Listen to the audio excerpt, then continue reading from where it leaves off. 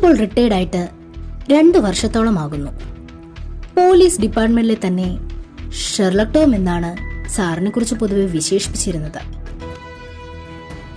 കാരണം സാർ അന്വേഷിച്ചിട്ടുള്ള എല്ലാ കേസും അതിവിദഗ്ധമായി തന്നെ തെളിയിച്ചിട്ടുണ്ട്. എന്ത് തോന്നുന്നു? അങ്ങനെയൊന്നുമില്ല. 1000 കുറ്റവാളിയെ രക്ഷപ്പെട്ടാലും ഒരു നിരപരാധി പോലും ശിക്ഷിക്കപ്പെടാൻ പാടില്ല എന്ന് ചിന്തിക്കുന്ന ആളാണ് ഞാൻ.